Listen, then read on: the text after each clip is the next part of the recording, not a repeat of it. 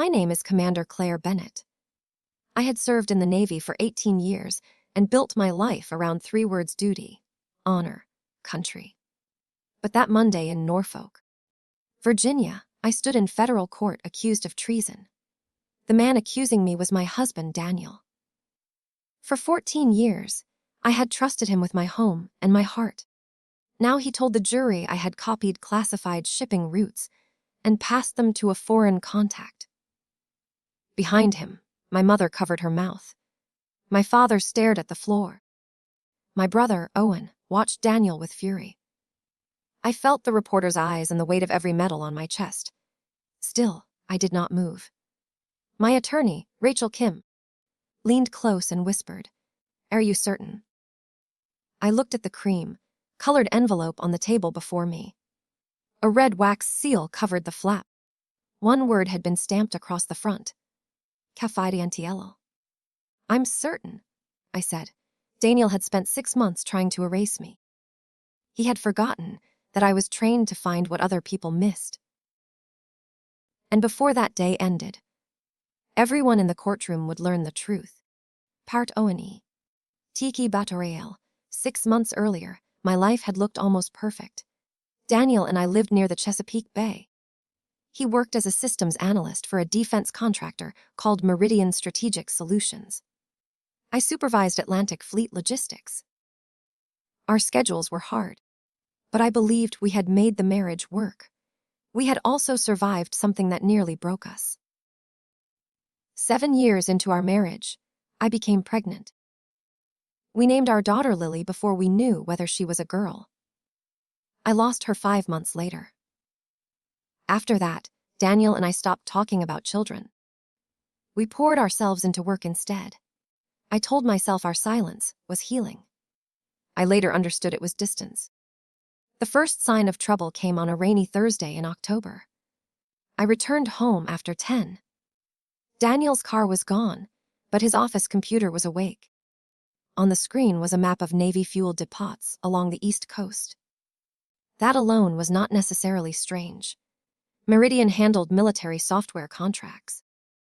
But the map displayed a set of temporary routing codes that had been created inside my office only 3 days earlier. Daniel should not have had them. I stepped away when I heard his car. "You're home," he said. His smile came too quickly. "I thought you had the overnight exercise." It ended early. His eyes moved past me toward the office. "What are you working on?" I asked. He loosened his tie. "A Meridian contract. Boring network testing. For fuel logistics." His smile disappeared for half a second. Then he laughed. "You know I can't discuss client material." It was a clever answer. It used the same professional boundary I had used with him for years. I wanted to believe him, so I did something that embarrasses me now. I apologized. The next morning, I checked the access history for those routing codes. Only 5 people had opened the file. I was one of them. The other 4 worked in my division. Daniel's name was not there. I reported the possible exposure to our security officer, Lieutenant Commander Marcus Hale. Marcus was calm, reliable, and one of my closest professional friends. We had served together twice before. He closed the door to his office after I explained what I had seen. Could Daniel have viewed it through Meridian's system? He asked. "Not legally." "Did you confront him?" "Only generally." Marcus rubbed his jaw. "Let me review the logs quietly. Don't say anything else at home." I agreed. 2 days later, he told me the map had probably been part of an approved contractor test. He said the paperwork was delayed but legitimate. I should have asked to see that paperwork. Instead, I trusted him too.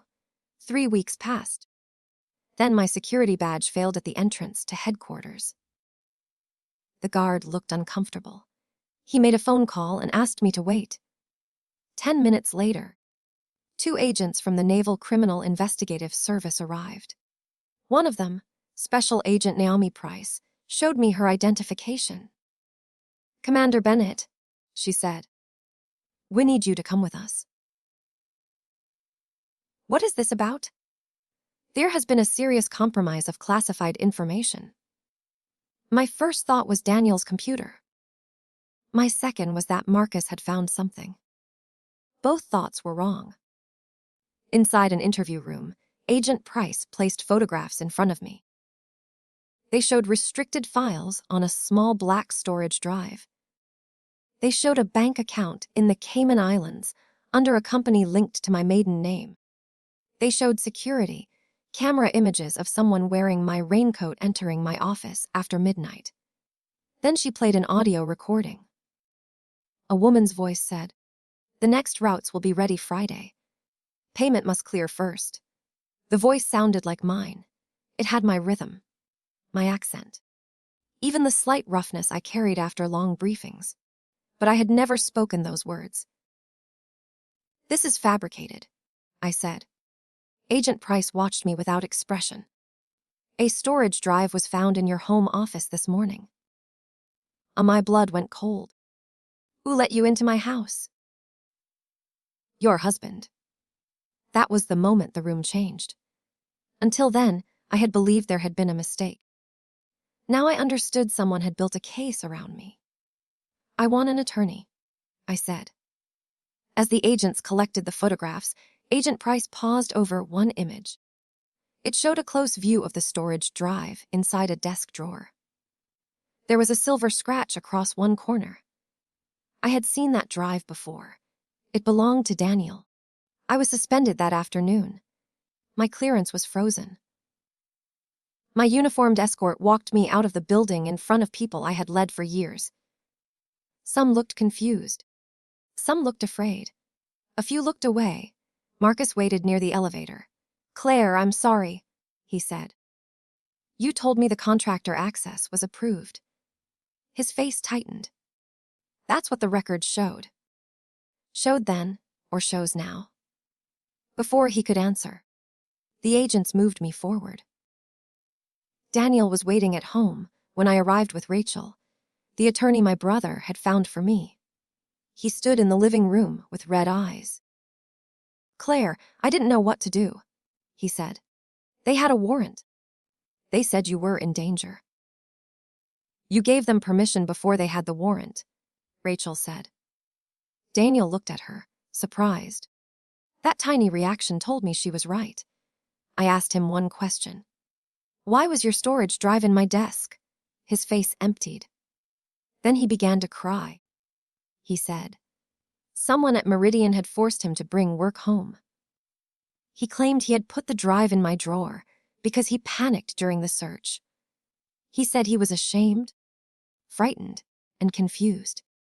For one weak moment, I almost stepped toward him. 14 years is a long time to love someone. The heart does not stop because the evidence tells it to. Then Rachel asked, "How did you know which drawer the agents meant?" Daniel stopped crying. We had never told him where the drive was found. That night, he left the house.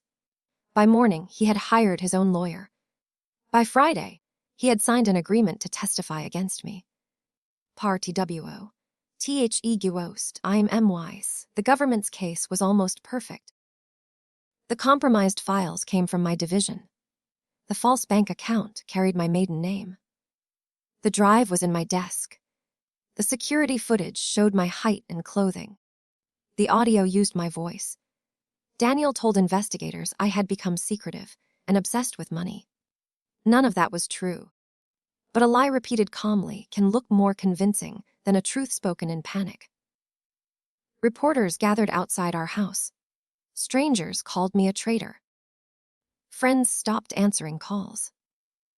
I stayed in the house Daniel and I had shared because I needed to understand how he had done it. The court allowed me access to discovery under Rachel's supervision. For 12 hours a day, we reviewed logs, reports, photographs, and financial records. The first break came from the recording. I listened to the same 17 seconds more than 200 times. Rachel finally asked, "What are you hearing?" "Nothing," I said. That's the problem. Whenever I spoke for more than a few seconds, I took a small breath through my nose before words, beginning with the letter F. It was an old habit caused by a childhood injury. The recorded voice did not breathe. It was a digital copy built from samples. Daniel had thousands of those samples. He had saved years of voice messages, video calls, family recordings, and speeches from Navy ceremonies. Meridian also developed artificial voice tools for simulation training. Rachel hired an audio specialist. His early analysis supported my suspicion, but he warned us that proving manipulation would be difficult. Whoever made the recording had used advanced software and introduced background noise to hide the seams. Then something worse happened. The specialist's laboratory was burglarized. Only one item disappeared, the computer holding our analysis. Nothing else was touched. That told us two things. We were right. And someone knew every move we made. Rachel stopped discussing the case by phone. We met in different places and kept sensitive notes on paper. My brother Owen joined us whenever he could. Owen was a mechanic, not an investigator. But he understood machines, and he understood me. One evening, he studied the security photograph of the person entering my office. "That isn't you?" he said. "I know." "No. I mean, I can prove it." He pointed to the figure's right foot. "You turn your toe outward when you walk. This person doesn't." Rachel looked closer. "That won't clear Claire by itself." "Maybe not. But look at the shoulders." The figure wore my raincoat and a dark wig. The person was approximately my height, but the shoulders were wider. Owen brought up a photograph from my retirement party for an old captain. Marcus Hale stood beside me. He had the same height, the same shoulders. And unlike me, he walked with both feet perfectly straight.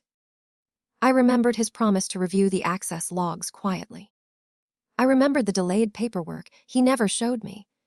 The betrayal was larger than my marriage. Marcus had helped Daniel. Rachel asked the court for the original badge, access records. The government produced them 2 days later. According to those records, my badge opened headquarters at 12:14 in the morning on October 21st. At that exact time, I was attending a dinner in Baltimore with 6 senior officers. Photographs proved I had been there until nearly 1. The prosecution said I could have duplicated my badge. That argument made no sense. If I had wanted to enter secretly, using a duplicate tied to my own name would have been foolish. But it made perfect sense if someone wanted to frame me. Owen studied the access report and noticed that the identification number contained 1 extra 0. It was not the number printed on my badge. It was an internal simulation code designed to appear as mine on the visible report. Only a security administrator could create it. Marcus was a security administrator. We took the discovery to Agent Price. She listened, then closed the office door. "I have had concerns about Commander Hale," she said. I wanted to be angry that she had not said so earlier, but her next words stopped me. 2 years ago, another officer reported unusual access connected to a Meridian contract. The inquiry was closed after the officer died in a car accident. His name was Lieutenant Paul Dwyer. I remembered him. He had worked in communications and left behind a wife named Allison. The accident happened on a dry road. His vehicle crossed the center line and struck a concrete barrier. Police blamed fatigue. Agent Price could not officially reopen that case without stronger evidence. She also warned us that if Marcus and Daniel were working together, confronting either man might destroy whatever remained. So I visited Allison without telling anyone except Rachel. She lived outside Richmond with 2 dogs and a garden Paul had built. When I explained why I had come, she studied me for a long time. Then she said, "Paul told me someone was stealing his voice." Before his death, he had received phone calls that sounded like senior officers giving illegal instructions. He believed the calls were tests of some kind. He had saved one message on an old phone. Allison had kept the phone in a box with his watch and wedding ring. The battery was dead, but Owen recovered the recording. A voice that sounded like Marcus told Paul to meet at a warehouse near the port. Underneath the voice was a soft clicking noise every 11 seconds. The same clicking appeared beneath the fabricated recording of me. Our audio specialist identified it as a timing artifact from a proprietary Meridian program. Now we had a connection. What we did not have was motive. Why would Daniel and Marcus risk prison to sell routing information? The bank account framed me for $3 million, but no one had found where the real money went. The answer came from a receipt. I found it inside an old cookbook while packing Daniel's belongings. It was for a storage unit in Portsmouth, paid in cash for 18 months. The unit was rented under the name David Benson. Daniel's first name was Daniel. Marcus's middle name was Benson. Rachel wanted a court order before we went near it. Agent Price agreed. But someone reached the unit first. By the time investigators opened it, the shelves were empty. The concrete floor smelled of bleach. A small fire had burned inside a metal barrel. Whoever cleaned the unit had missed one thing. Behind the barrel, pressed into a crack in the floor, Agent Price found half of a melted photograph. It showed Daniel standing beside a woman in a red coat. On the back were 4 handwritten words. For Lily. For our future. Lily was the name of the daughter Daniel and I had lost. I stared at the photograph until my hands began to shake. The woman was not a stranger. She was Evelyn Shaw, Meridian's chief financial officer. Theotr, Liff Evelyn Shaw was Meridian's polished, wealthy chief financial officer. Privately, she approved secret payments through 3 small consulting firms. One of those firms had paid Daniel almost $800,000 over 2 years. Another had paid Marcus. The money never entered their normal accounts. It moved through prepaid cards, digital assets, and property held under false companies. Agent Price built the financial case quietly. Rachel focused on clearing me. I focused on Evelyn. The photograph had not been romantic proof by itself. But I knew Daniel's handwriting, and I knew what the name Lily meant. He had taken our dead daughter's name and used it in a promise to another woman. That betrayal hurt more than the accusation. For days, I could not enter the small upstairs room we had once planned as a nursery. I sat outside the closed door and remembered Daniel holding me in the hospital. I remembered him whispering that we would survive together. Had he loved me then? I still do not know. Some questions have no answer that can heal you. But grief gave me something anger had not. Patience. I stopped chasing Daniel and let him believe I was broken. At pretrial hearings, I kept my eyes down. We did not reveal what we knew about Marcus or Evelyn. Then I did something Daniel expected. I asked to meet him. He agreed because he thought I was ready to make a deal. We met in a private room at Rachel's office. Our lawyers waited outside. A camera recorded the meeting with everyone's consent. Daniel looked older. Gray had spread through his beard. For a moment, I saw the man who had painted our kitchen, held my hand at funerals, and danced badly at my brother's wedding. Then he spoke. If you accept responsibility, the prosecutors may show mercy. Not hello, not I am sorry.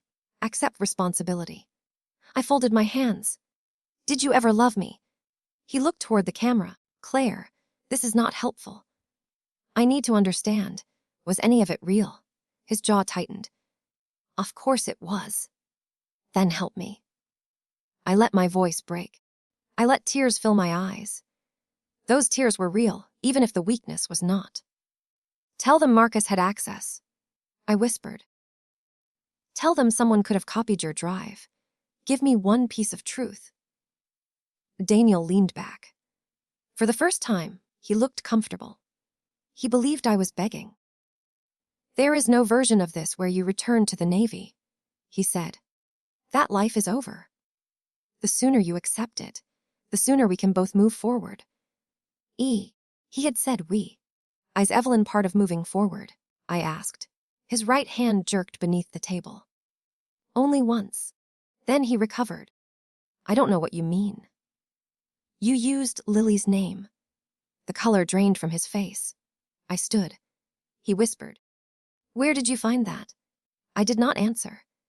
As I reached the door, he said, "Claire, you have no idea what you are interfering with." It was the first honest thing he had told me in months. 2 nights later, someone broke into my house. I woke to the sound of glass downstairs. My security system was silent. The intruder had disabled it. I locked my bedroom door and called 911. Then I heard slow footsteps on the stairs. The person did not search the living room or take electronics. He came directly toward the bedroom. I stood behind the wall with a heavy flashlight in my hand. The doorknob turned. Once, twice. Then a man's voice said, "Police. Commander Bennett." "Open the door." It sounded exactly like the dispatcher who had answered my call. But I could still hear that dispatcher speaking through my phone. The voice outside was artificial. I remained silent. The intruder struck the door near the lock. Wood cracked. I tightened my grip on the flashlight. Then sirens approached. The footsteps ran back down the stairs. By the time police arrived, the intruder was gone. On the hallway carpet, investigators found a small black device. It could imitate a chosen voice in real time. Its serial number had been removed. Inside it was a memory chip, and on that chip were 11 voice profiles. Mine was one. Marcus Hale's was another. Paul Dwyer's was the third. The remaining profiles belonged to officers who had access to shipping schedules, satellite communications, fuel reserves, and emergency response plans. The scheme was no longer only about stolen information. Meridian had built digital copies of trusted people. Daniel and Marcus used those voices to request data, issue false instructions, and create evidence against anyone who became suspicious. Paul had discovered it, so they silenced him. I had seen the map on Daniel's computer, so they framed me. But one mystery remained. Who had entered my house? The police recovered a partial fingerprint from the broken window. It belonged to a Meridian security employee named Carl Voss. Before agents could arrest him, Carl disappeared. His truck was found near the North Carolina border. Blood covered the driver's seat, but there was no body. The news called him a fugitive. Agent Price believed he was another loose end. I began to wonder how many people Daniel was willing to destroy to protect his new life. The next surprise came from my mother. She called me to her house and placed an old envelope on the kitchen table. "Daniel asked me to keep this last year," she said. "He told me it was part of a surprise for your anniversary." Inside was a safe, deposit key, and a card bearing the name of a bank in Washington, D.C. Rachel obtained a court order. Agent Price opened the box with us present. Inside were passports under false names, $50,000 in cash, and a small paper notebook written in Daniel's private shorthand. I could read it because I had watched him use the same shorthand for grocery lists and birthday plans throughout our marriage. The notebook contained dates, initials, and locations. One entry appeared 3 times. PD. Final correction. Next to it was the date Paul Dwyer died. Another entry read CB takes fall. M clears logs. E releases funds. CB was Claire Bennett. M was Marcus. E was Evelyn. Daniel had written the conspiracy down with his own hand. It should have ended the case immediately. Instead, the prosecution claimed the notebook might have been planted. Daniel said he had never seen it. Marcus produced travel records showing he had been out of state when Paul died. Evelyn denied any personal relationship with Daniel. Then the bank's security archive disappeared in a server failure. Every answer opened another locked door. But Daniel had made one mistake. He hid the notebook with my mother because he believed older women were invisible. He never imagined she had made a copy. Faux you are. TECLD envelope. My mother had not trusted Daniel's surprise. Before placing the envelope in her desk, she photographed the key and card. Her old tablet automatically uploaded those photographs to an online family account. The image data proved the key had been in her possession 11 months before I was accused. That made it almost impossible for me to have planted it after the investigation began. More importantly, one photograph showed Daniel's reflection in the microwave door as he handed her the envelope. It was small and distorted, but it was him. Agent Price used that evidence to obtain deeper warrants for Meridian. The company tried to block the search, but a federal judge ordered a special review team to examine the servers. 3 days later, Meridian's main data center caught fire. Officials first called it an electrical accident. Then investigators found the fire suppression system had been disabled. With Marcus Hale's administrative credentials, Marcus vanished the same night. His car was discovered at the airport, but no record showed him boarding a flight. The government issued a warrant for his arrest. Daniel continued preparing to testify against me. That decision surprised Rachel. "He knows the case is collapsing," she said. "Why stay?" I looked at the evidence spread across her table. "Because he thinks Marcus carried the blame away." Daniel believed the notebook could be challenged. The financial trail could be confused, and the recordings could be called unreliable. If Marcus disappeared, Daniel could describe him as the mastermind and himself as a frightened witness. He had already negotiated protection based on his testimony against me. He planned to use that agreement as a shield. Evelyn had an even better shield. Meridian's board announced that she had uncovered internal corruption and was cooperating with authorities. She went on television wearing a dark blue suit and spoke about integrity. "I watched from my kitchen," she said. "No individual is above the law." Then she looked directly into the camera. It felt as if she were speaking to me. That evening, an email arrived from an unknown address. It contained one sentence. The dead man kept a second compass. Attached was a photograph of Paul Dwyer's garden. I called Allison. She went quiet when I repeated the sentence. Paul had collected antique compasses.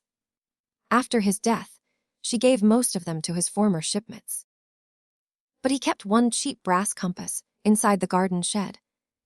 She found it beneath a loose floorboard. The compass casing contained a tiny memory card. On it were copies of Meridian emails, original voice files, payment orders, and a video Paul had recorded days before his death. In that video, he named Daniel, Marcus, and Evelyn. He explained that Meridian had created a secret program called Echo Harbor. Officially, it tested whether Navy personnel could recognize artificial commands during cyber attacks. Unofficially, Evelyn used it to steal restricted information and sell access through foreign business brokers. Daniel managed the voice library. Marcus manipulated security records. Paul discovered the program after receiving a false order in Marcus's voice. He copied the files because he feared the official system had already been compromised. At the end of the video, Paul looked into the camera. "If you are watching this," he said, "they probably reached me. Do not trust a familiar voice. Trust the record beneath it." The anonymous email had come from Carl Voss. He was alive. Carl contacted Agent Price through an attorney. He admitted entering my house, but said he had been ordered only to retrieve the notebook. When he realized Evelyn planned to kill him afterward, he cut his hand, left blood in the truck, and escaped. He wanted immunity in exchange for testimony.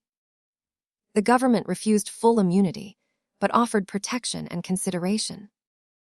Carl gave them the final piece. Marcus had not fled. Evelyn was hiding him at a Meridian-owned farmhouse outside Annapolis. She planned to move him out of the country after my conviction. Agents arrested Marcus at dawn. In the farmhouse, they found burned documents, false identification, and an encrypted drive. The drive held transaction records showing Evelyn had received more than $12 million. It also contained messages between Evelyn and Daniel. Some discussed money. Some discussed me. And some discussed Lily. Daniel had told Evelyn that our marriage was already dead. He promised they would start a family after I went to prison. Evelyn wrote that if they had a daughter, they could give her the name that should have been ours. I read that message once. Then I closed the file. I did not cry. Something inside me became quiet. Until that moment, part of me still wanted Daniel to admit what he had done. I thought his confession might return the years he stole or explain why I had not seen him clearly. But there was nothing left to ask. I did not need his remorse. I needed the truth placed where he could never bury it again. The prosecutors offered to dismiss the charges quietly. They would announce that new evidence created reasonable doubt, but they would not immediately declare me innocent. My career could still end. I refused. They accused me in public. I said, "The truth will be heard in public." Rachel warned that trials were unpredictable, and some evidence remained classified. I understood. Agent Price and the prosecutors created a plan. They did not arrest Daniel or Evelyn immediately. They allowed both to believe Marcus had refused to cooperate and Paul's memory card was too damaged to use. Daniel kept his agreement and appeared as the government's witness against me.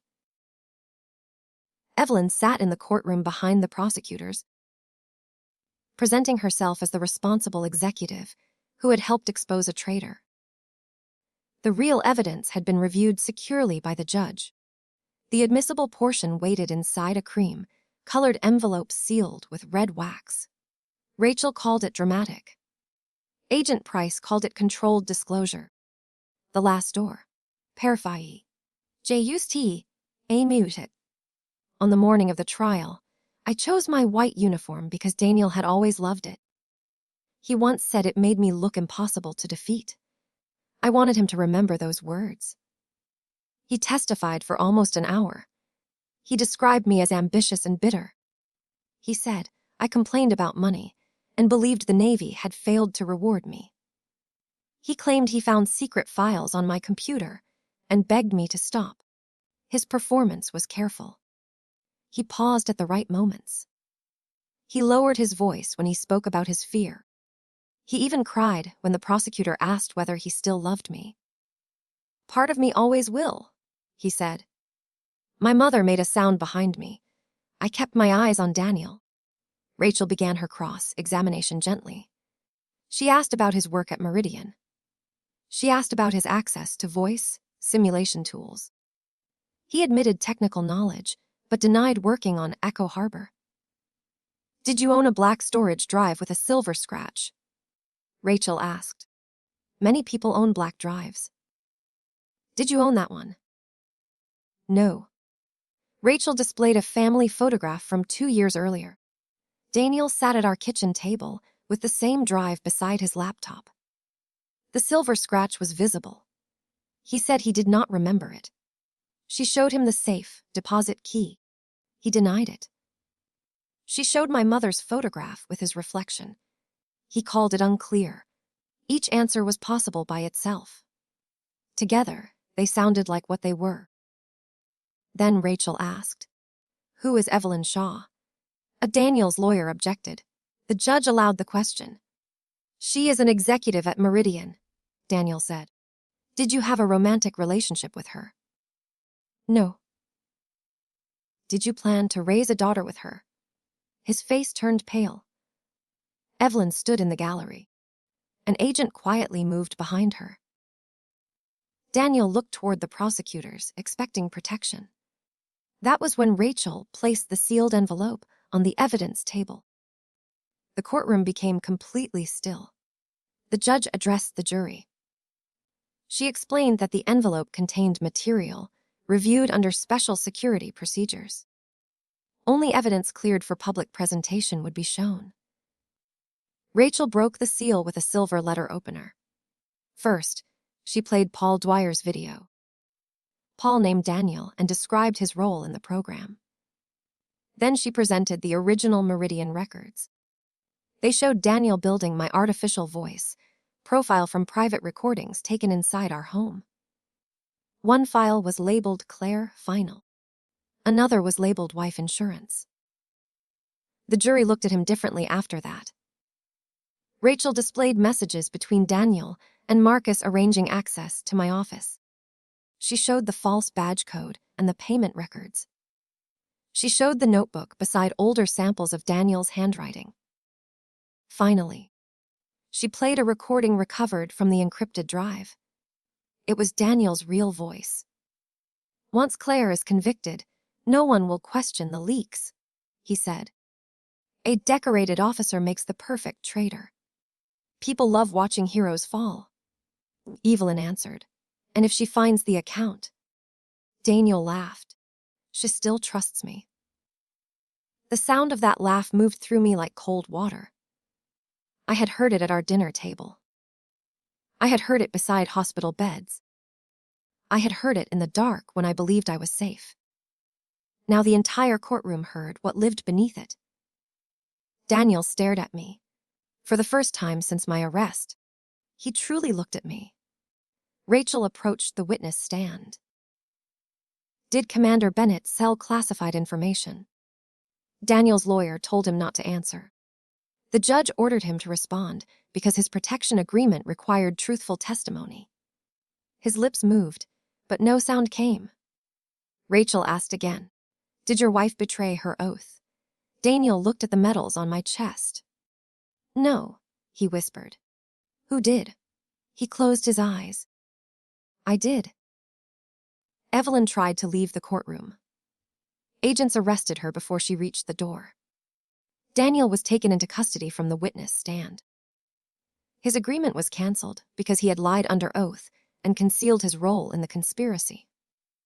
Marcus later pleaded guilty to espionage, related offenses, obstruction, conspiracy, and charges connected to Paul Dwyer's death. Carl testified and received a reduced sentence for his cooperation, though he still went to prison for breaking into my house. Evelyn fought every charge. At her trial, the financial records, messages, and witness testimony were overwhelming. The court sentenced her to decades in federal prison. Daniel pleaded guilty before his own trial began. At sentencing, he asked to speak. I expected an apology. Instead, he said he had felt invisible beside me. He said strangers admired my uniform while no one understood his talent. He said Evelyn made him feel important. He blamed grief, ambition, Marcus, and finally me. The judge listened without interruption. Then she said, "You were not invisible, Mr. Bennett. You were trusted. You confused trust with weakness." He received 32 years in federal prison. Before marshals led him away, he turned toward me. "Claire," he said, "please." A one word. Perhaps he wanted forgiveness. Perhaps he wanted me to remember the man he had pretended to be. Perhaps he only wanted proof that he could still reach me. I gave him none. I looked past him to Allison Dwyer, who sat holding Paul's old brass compass. Justice did not bring her husband back. It did not return my daughter. It did not restore the 14 years I had given Daniel. Revenge stories often end with the villain's punishment. Real life is quieter. The punishment closes a door. Healing is learning how to walk away from it. The charges against me were dismissed with prejudice. The government issued a public statement declaring that I had been deliberately framed. The Navy restored my clearance and offered me a new assignment. I almost retired. For weeks, I could not trust a recorded voice. When my phone rang, I studied every pause and breath.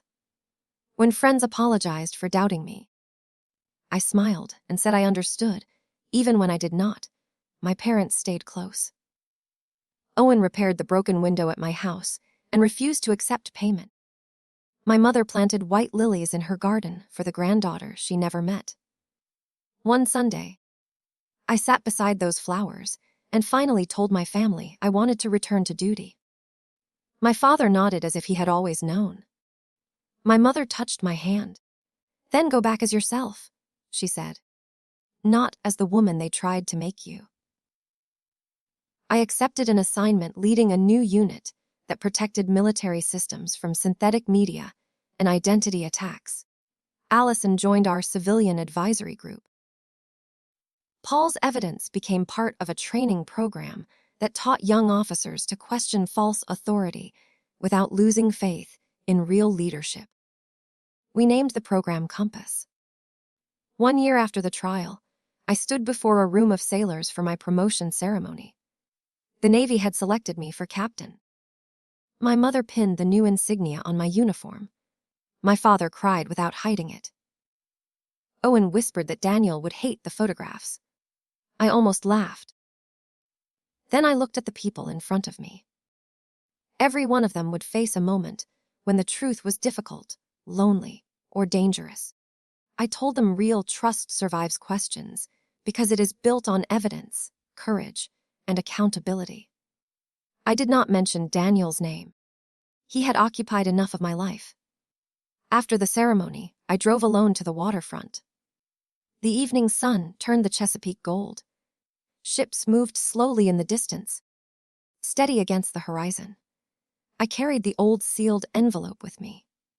The evidence had been removed, but the broken red wax remained on the flap. For months, I thought that envelope represented the worst day of my life.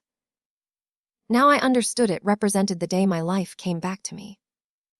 Daniel tried to bury me beneath my own voice, my own marriage, and my own uniform. He believed love had made me easy to deceive. He believed shame would keep me silent. He was wrong. I did not destroy him with a lie. I simply opened the truth and let him stand inside it, and that was the revenge he could never escape. E&D